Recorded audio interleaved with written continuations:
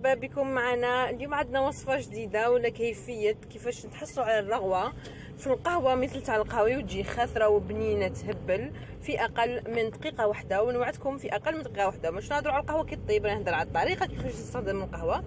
الوصفة نتاعنا فيها مقدور ساهل ماهل. نقموا البريس نتاعنا العادية، نقموا البريس نتاعنا ونحطوها على النار. كي طيب القهوه نتاعنا نجيبوا البغا ميكسور، هذا هو السر، البغا ميكسور ولا السبيغاليو كيما كل واحد فيها يعيطلو. ونجيبوا ايضا الاناء نتاعنا نحطوا فيه ملعقه السكر، اي ما يهمنيش انا السكر قد ما انتوما وكيفاش يحلى لكم السكر حلو ولا مر.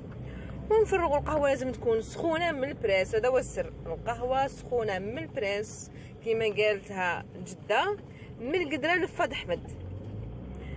نديرو حاجه الاولى الخطره الاولى بسبيغاليو، ومن بعد نحبسو ونزيدو نضربوه المره الثانيه بسبيغاليو حوالي واحد 30 ثانيه، ومن بعد نزيدو نحبسو ونبداو من جديد. هذه 5 خطرات فقط، نعاودو نبداو 30 ثانيه.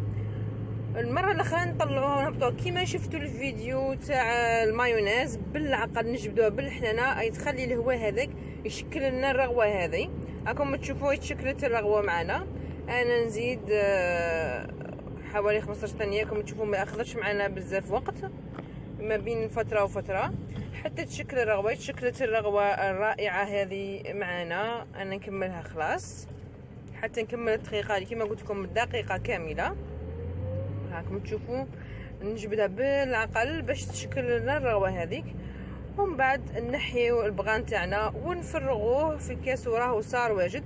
حبيت نوريكم اول مره كي تخرج لكم هكذا في الكاس راكم ما تخلعوش، لانه مع الوقت راهي تركد حوالي 5 ثواني الى 10 ثواني راهي تركد لنا وتتشكل. راكم تشوفوا بدات تركد وتطلع عندنا الرغوه وحدها والقهوه وحدها وصارت جاهزه معنا. وان شاء الله عجبتكم الوصفه نتاعنا اليوم، تشوفوا رائعه، شوفوا الرغوه كيف ما جاهزه معنا. ان شاء الله عجبتكم الوصفه نتاعنا اليوم، وتابعوني في وصفات اخرى سهله ماهله. وما تنساوش ديروا ابوني للقناه اللي هو الزر الاحمر اللي تحت الفيديو، ورنوا الجرس لكي يصلكم اي جديد من القناه.